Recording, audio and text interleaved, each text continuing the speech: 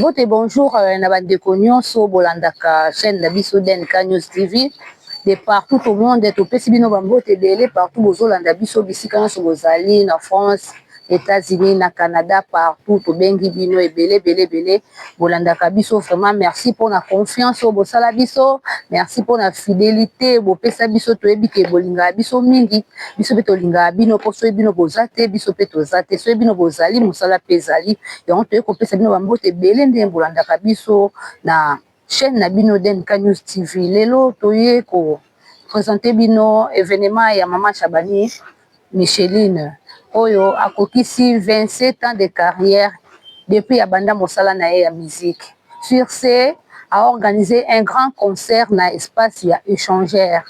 L'espace ya échangeur concert ezalawana le 2 août. Le 2 août tobengisi basali nyonso ya nzambe, tobengisi bana nzambe nyonso, tobengisi ba protestant, ba catholique, ba kimbangiste, même ba musulman et Maman Chabani a martelaki pe abengisi même ba musicien profane.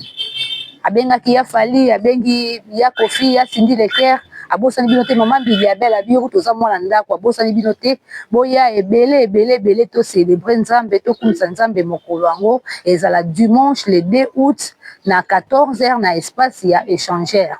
Na échangeur wana nde esika mayanga niki ezala milulu nyonso elekela wana nyonso eleka vraiment na kimia waza malade ayena malade guérison et kezala vraiment eza concert moka te ya concert to eto bineza ya adoration pe ba miracle esalama bikamo esalama yango abengi bana nzambe ebele bana nzambe nyonso o bokumisa nzambe o botatola nzambe bosepela na Maman Chabani boya mokolo ya le 2 août to célébrer 27 ans de carrière ya mosala na eto ozanga te kokumisa nzambe et puis nzamba ozanga te ko sala ya minene pe ya kokamwa na mokolo yango tolanda.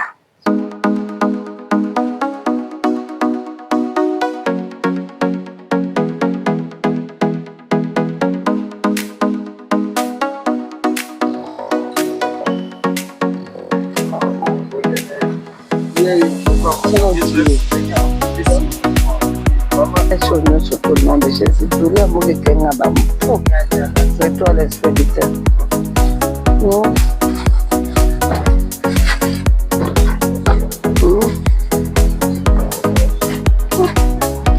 Bonjour maman. Bonjour. Bonjour. 27 ans, ça se fête. Ça se fête.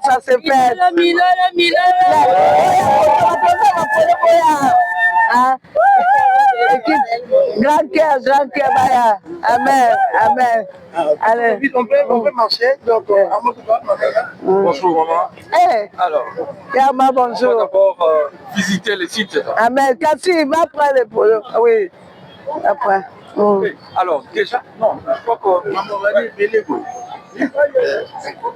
Nani wana? Ah, ya Tony. Ya Tony. Non, il va se soutenir au col.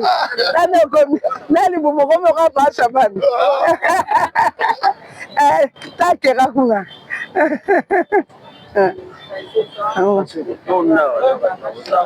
Oui.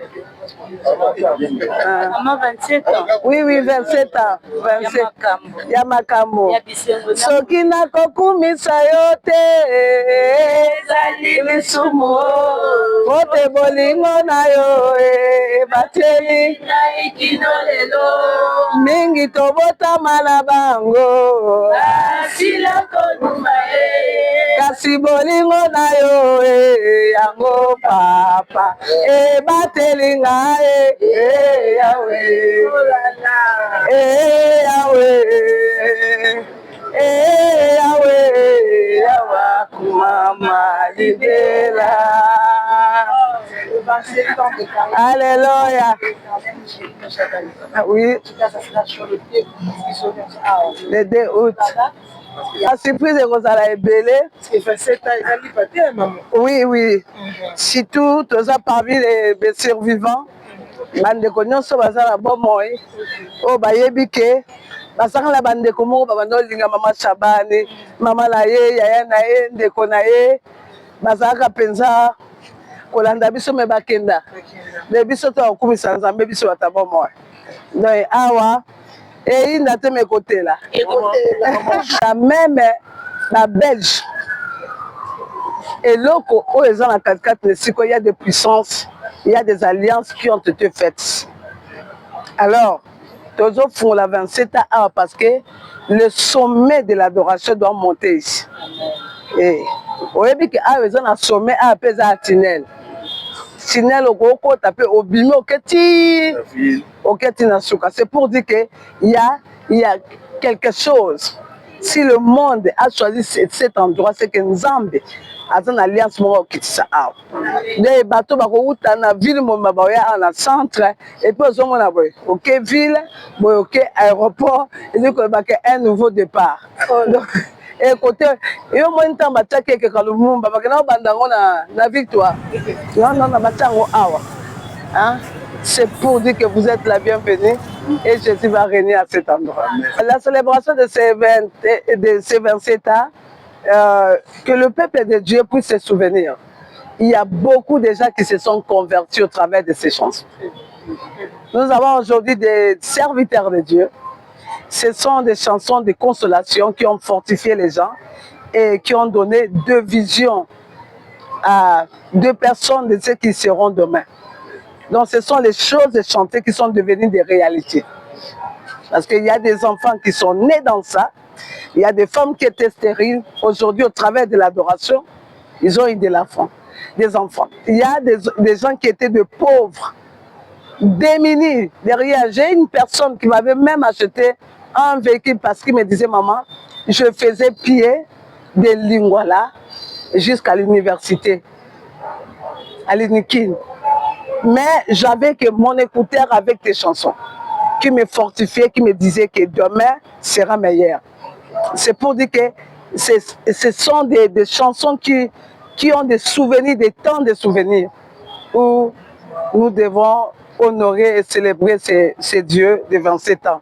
Et en plus, le chiffre 7, moi-même je suis né dans le chiffre 7.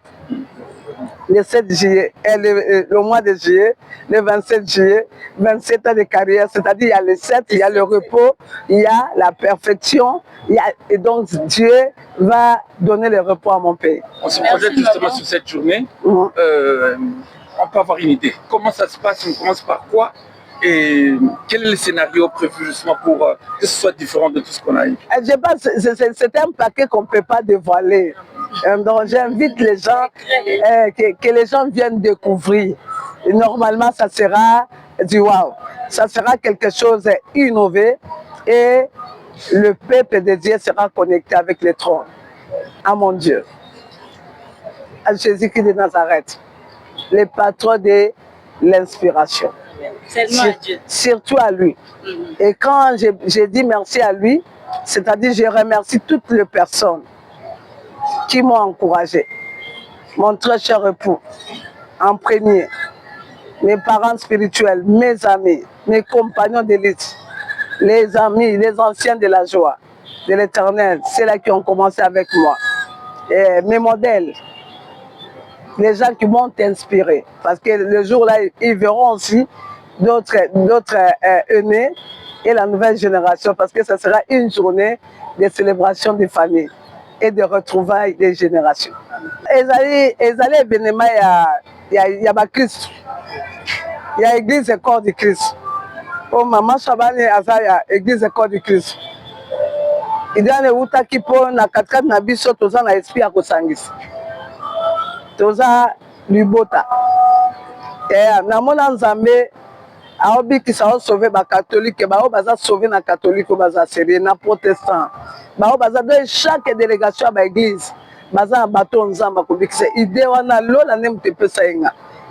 Lola nem te pesa inga emsenga yi ke ezala likamba église mon côté. Muto nyos apambwama na loyembo epesa ekimia.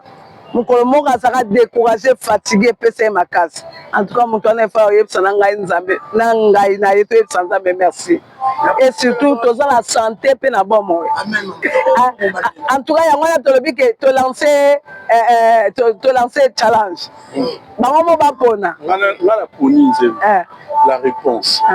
ozali elonga na ngai. Wana ba émission ya kala na yo mpenza wa kolela na plateau alleluya mais nzembo waso balobeta kaka baso bani na nzembo wana eza pe mabe te bon eleka la challenge po mutu mosusu alobaka eyo baba na nini bachallenger napesi bango message bayebisanga na bana nini bamosusu babio hymne national okei wapi ozali ko wapi yesu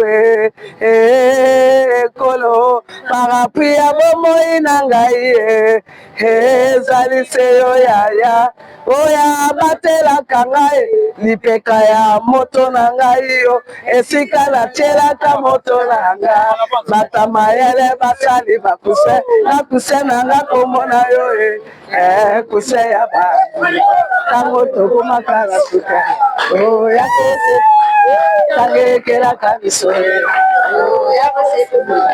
oh sekuru nkole oh sekuru yaya oh sekuru yaya oh sekuru yaya kikayaya babeli bazali kosela yo bakufa miso baza kosela yo bato na boloko baza kosela yo ana bitike baza kosela yo oh sekuru yaya Masia oh totomoni Yesu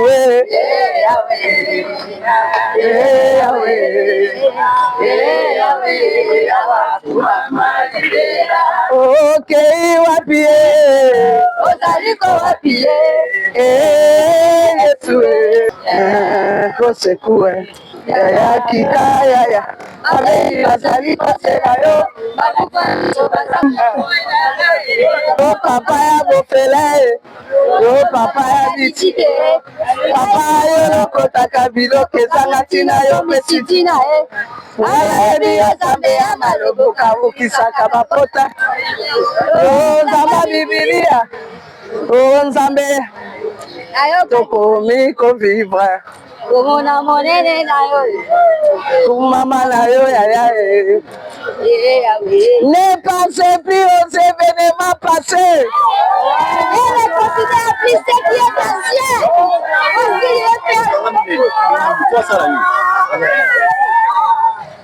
Oh, ne considère plus ce qui est passé.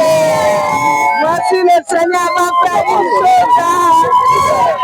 Si le point ne la connaîtrez-vous, il mettra un chemin et le fleuve dans maman.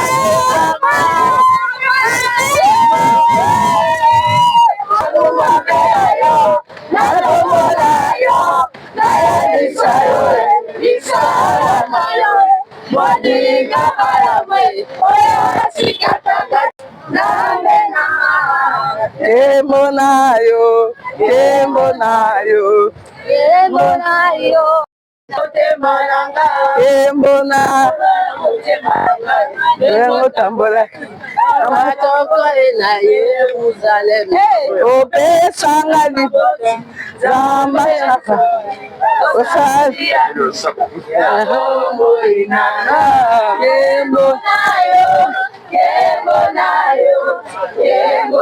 pesanga linette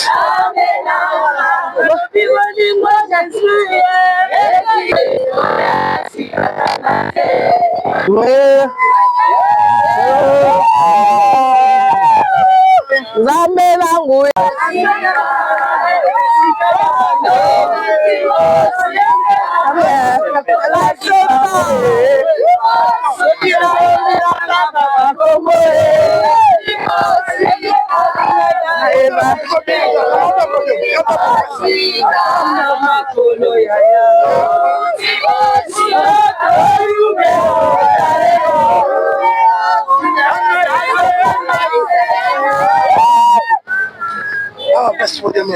Bande Kobaya, ma découvrir ma invité surprise. Tous ma délégation va inviter ma route en France, ma route en Canada, aux États-Unis, à Londres, en Afrique, Cameroun, donc Angola bana mama bazoya oyebi ke na 27 ans oyo loyembo eboti loyembo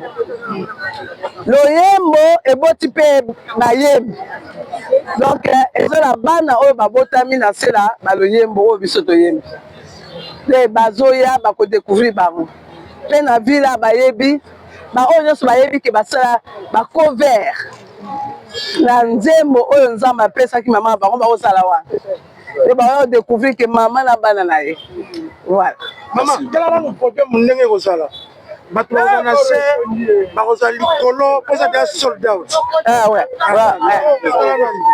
ntango ozomona ozomilobela moni naolobelaka nzambe asala biso ngolu donc bato bazala na se awa et puis bato kuna baota baécran tozala na baécran déjà po eza journée ya prière amen mutu mosusu oza atinda te kutu ya koluka okiti o nini yaka ya liputa na yo yaka na etoko na soki ekangi yo kuna omibwaki kuna donc on va se prosterner dans la présence de Dieu amen te concert kaka kobina te il faut tro na nzambe kita mokwana il faut ata moto amonaka te amona moto maladi mabeli abika bible eza rien tokozaka nzambe toye te tobinibini totoki elekaki bien objectif na ngai eza full te objectif na ngai eza te kotonda gloire à Dieu mais objectif na ngai eza présence ya nkolo nkolo azala présent awa et que moto nyonso azoya akoloba non on a adoré le Seigneur et le Seigneur nous a fait du bien. Pamba te Bible lobi, il siège au milieu de la louange et de l'adoration. Donc mutaye pe un malade wa qui est malade de ça ni. Aya na kiste limwe. Voilà. Maman, on continue marcher la biso pour te soumettre awa. Wani ni makambo ya ba Congolais etika côté. Olinga Congo makasi. Oena centre ya Moka Congo. Olinga ka Congo. Congo parce que c'est mon pays. Mais eza eloko moko teleki kitoko lokola Congo na ngayo. Yango la oyebi ke naza moko nza mapesa biso j'aime mon pays. Donc ezali fardeau, ezali mandat pe mission nza mapesa nga pona Congo et Congo eza na ba vraie servante, eza ba vrai serviteur. Alors fardeau na biso yango to kabolango et surtout que nous voulons léguer l'héritage. Couper sa génération à Sima, bâton, il y a kosela nzambe na solo pe na sérieux. OK. Voilà. Maman Marambo tozo sepela. Oui. Maman Bilabel alobi alingia ya participer na concert où a fêté ensemble nos 27 ans de carrière. Okoye bisaini. En tout cas, elle est la bienvenue. Ya solo ana. Je l'aime beaucoup. Yemo ngayebi ke na linga ke. Obama critique aba chrétienté. Non, papa, Yesu yemo kutu aye. Oui, maman Bilabel est chrétien. Asa chrétienne. C'est une femme qui prie. Malgré, pour moi, c'est son travail. La polémique a mingité. Je vais pas au cas où écouter na lola yom to bana ba Yesu au bon moment au finga rabatu au kitikaka au respecta bato ko tilifelo. Non, na zala la maman Bilabel to la nenda kumoko de c'est parmi le femmes que j'aime. Na yebisa kaka ke nzambe na yo ko bosana kaete.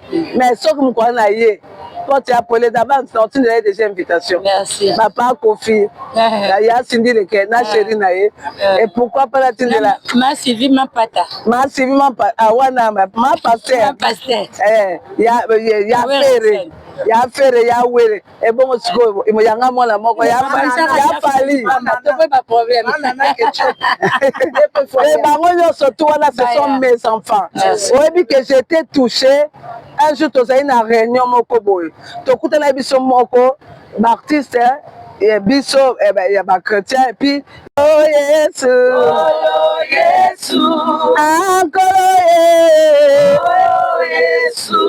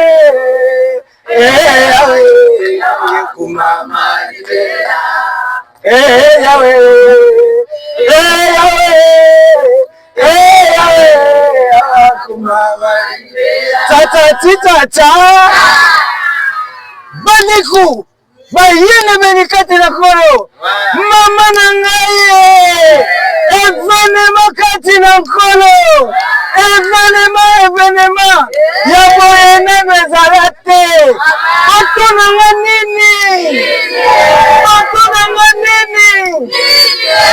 mama Micheline Savani oyo biso nyonso tuyebi banda kuyembela nkolo banda kuteya mpona nkolo banda kupria mpona nkolo banda kobongolisa biso mitema mpona nkolo lelo oyo tuza kucelebre 27 ans de carrière ya mama Savani.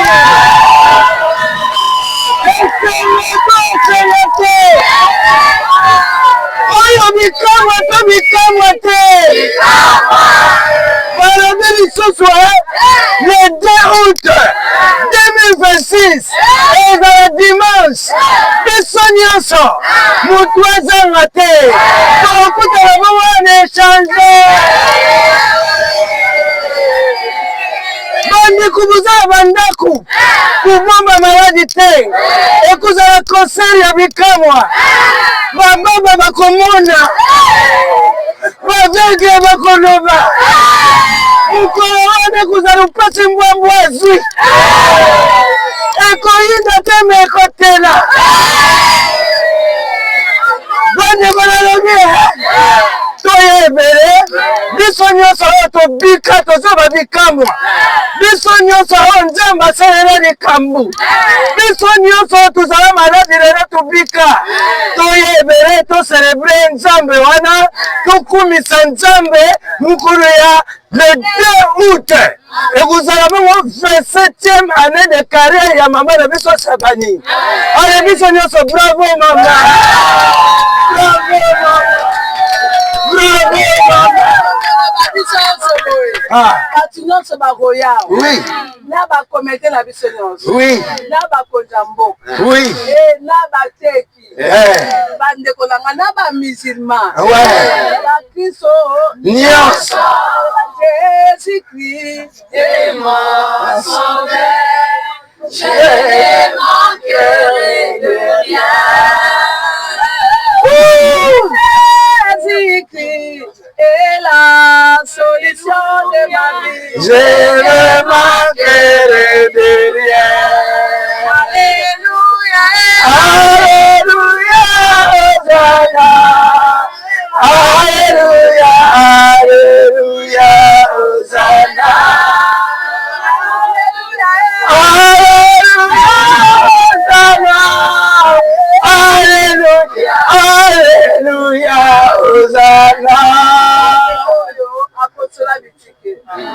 Nkomo papa la mama bakufaka edike bungaka Yesu atelema asala bino bolamu eza saison kwa okumisa nzambe amen oza na Brazzaville oza na Poto okoki kofuta tike posa nini oye vacances omemi bana yo bota na Poto na baya koyeba mboka na bango amen et en échanger ba kotombola nzambe ba journaliste nanga amen ba compagnon de travail amen nzamba pambola bino amen na bino musika bino nyonso amen lelo lelo tozonuna na kata mosala oyo nzambe apambola bino apambola pe yo mama oyo nzambe apambola tata phénomène apambola yo pe mama Michelisa bani na biso.